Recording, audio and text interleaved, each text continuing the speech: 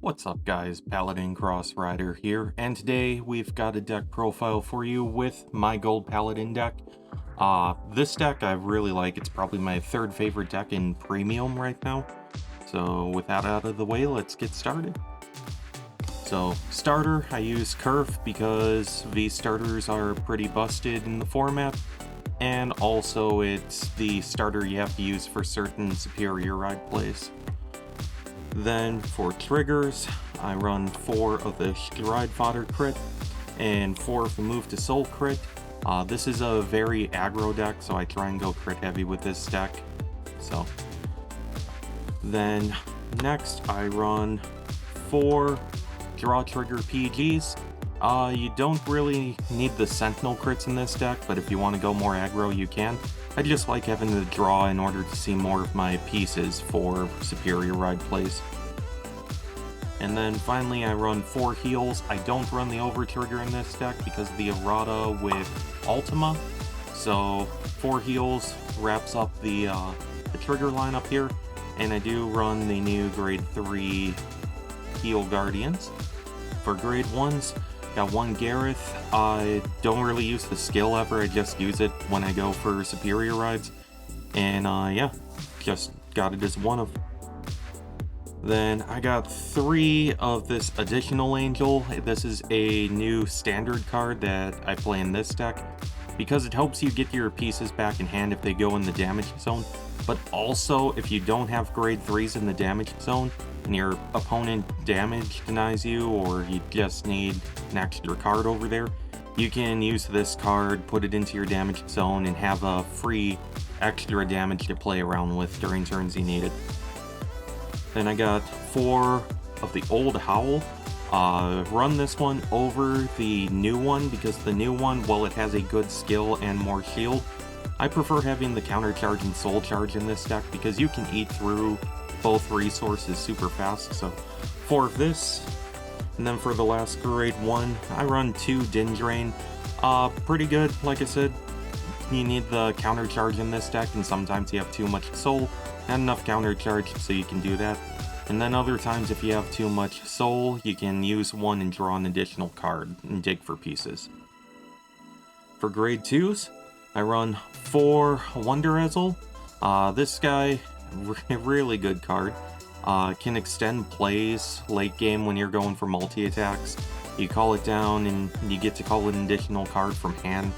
So nice there, and also it has a superior ride skill with Howl. If Howl's on rear guard and this is on vanguard, you can superior ride up to Ezel a turn early. So really good for going first, and you can be very oppressive to your opponent. And then 4 Bowmains. This is the reason why you run Kerf and not another V series starter. And you can't run the old Kerf because that's banned in this deck now. So you run Bowmains, you search for the 1 Gareth, and then you Soul Blast the Kerf and ride an Ezel from hand. So really good card. And then also has the skill of plus 3k if it's superior called later. Then 2 Aglavale. I do run this in the Percival engine in here, so was running 3 for a little while, but I didn't like it. I cut it down to 2, and it seems to be working, and there are some games where you'll lose both to the damage zone early on, and you can't help that, but then you just use the Percival for Stride Fodder until you get up to a heal trigger and you can heal 1 off, so 2's fine.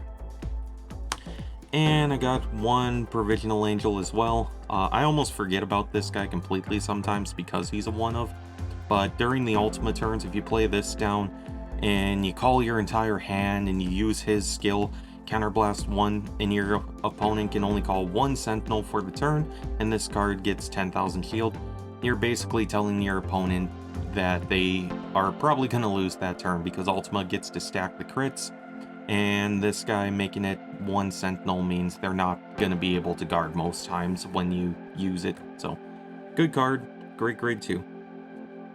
Then, the key card of the deck is 4 Blonde Ezel. Love this card. It's one of my favorite units in the game. It was one of my first decks back when the game started. And in V-Series, I was happy to get 4 of these early on. So, has a bunch of ways to superior ride into it with Bowmains and Wonder Ezel. And then on turns when you don't stride, if you attack with it, you can call a card down from your hand. And depending on what card you call, since it's called by an ability, you get to proc the skills. And you can call something like Wonder Ezel and get multiple attacks off too. So great grade 3, have to run 4 in this deck. The second grade 3 I run is 4 Raven-haired Ezels. This I'll probably swap around in the near future when some other sets come out, because this deck's going to change around a little bit, but right now I like 4 Raven-haired for early pushes, getting Excel circles, and really punishing my opponent early on with a crit that cannot be perfect guarded. So really, really great card. And then finally, like I said earlier, run the 4 Percivals. This engine is really dumb, and I really think every gold Paladin deck should be running this at this point, because if your opponent's not playing into your deck well, like they give you too many counterblast early on, you can Superior Ride Ezel. If you have 2 counterblast and you have Raven-haired, you can go into that, get another Excel circle, and then you can call this down and get the Aglavale and make 3 Excel circles in 1 turn. So really good. Just the fact it makes an additional Excel circle is really dumb, and I don't think that was a very balanced skill when they designed it. Moving on to the G-Zone, got 2 Mithril Ezel. You don't really use this too much. It's just you have the room for it, and having it for the Link Joker matchup is pretty good, so run 2 of that. Then 2 Gurgite Helios. I was running 3 of this, and the reason was the GB3 skill later on. You can use it on its own, you don't need to unflip for it or anything. So if you had a full field committed, you could just go into one, not have to go into quad drive if you don't want to. I felt like running 2 and using it with the quad drive all the time is the right way to go. And I'll explain in a second what I put in instead of the 3rd, but run 2 Spear Cross. If you remember back in the day when this deck was being played a lot, Spear Cross was the reason, because you could Superior Ride up into Ezel, you could go into this guy if you had the counterblast, and your opponent would just sit on grade 1 while you already got your first stride. And then you had the following turns where, because you sat at grade 3 with a rule change, you could also stride. So it's still a really good card. I'd recommend it, and it's just nice sometimes going into it normally and being able to just call a few units down. Then I got 2 Glorious Reigning Dragon. Another card I forget exists in this deck because I'm always like tunnel vision on the Ultima turns. But this guy, he's there in case like you can't go into Ultima because you don't have the cost for it, or you just decide, hey, I need to keep triggers in deck and not really like can't afford to go into it, maybe you don't have enough, and so you decide multi-attacks are the better option, so you go into this guy and you can get some multiple attacks off with it, quite a few, putting 2 units on the bottom of the deck and then calling however many you have face up in the G-Zone back from the top 7, and then you get your cost refunded, which is Counterblast 1, and then you countercharge and soul charge if you called enough units. So really cool card, and I really do like it as a finisher, but like I said, this deck, I think about Ultima too much. Got one of this stride, I don't remember the name, yeah, some type of dragon I can't read because of the gold inking smudging on mine. But this card, I go into it, sometimes it's the first stride, and yeah, just be able to push your opponent with multi-attacks, and also because his skill can proc the effects that need to be superior called, he can proc those. So I run 1 GB8. This is what I cut the Gurgite Helios for. Sometimes as a big finisher, maybe I G-guarded enough and had enough strides face up already. I like this guy because I can pull off a bunch of multi-attacks with him, and he's just a really solid card all around. Being able to swing with him, give everything an effect of when it swings, you can put it on the bottom of the deck, check top 2, and call one.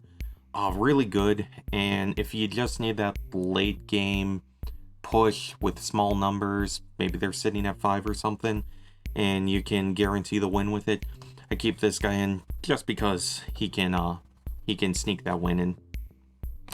And then the big bad of the deck, Ultima, so powerful that he can't allow over triggers into the deck at all in any decks he's involved with, because he will look in the deck for 4 cards, call 2, put 2 on top, and then when he drive checks a trigger, that trigger effect is applied to every unit on the board. So in this deck, it's very easy to pull him off, and with the Ezel circles, applying double crit to everything on the field is pretty insane.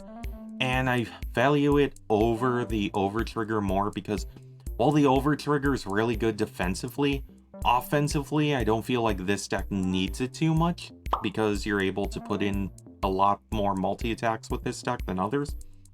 And so I think Ultima's the right way to go. And also in the future, if Bushiroad ever decides to ban over triggers, then this deck's already set to play that way. So then for G-Guards, run 3 Slay Me Flare.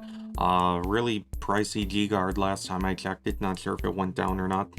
But being able to put a unit on the bottom of the deck, check top 5 and call 2, really good. If you need to clear your board a little bit, put pieces back, solid G-Guard that this deck has in that.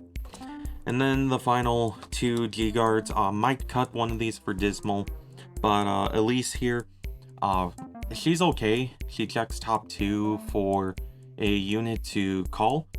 You call it down to guard circle, and if that guard is successful, then the unit you called with her skill gets moved to a rear guard circle. So there have been some games where, either with Slay Me here or Elise, I'm just kind of cheesy with the perfect guards, and like in the past I would play them, look at top 5 or top 2, hit a perfect guard, be able to call it down, and use its skill to discard and completely guard the attack.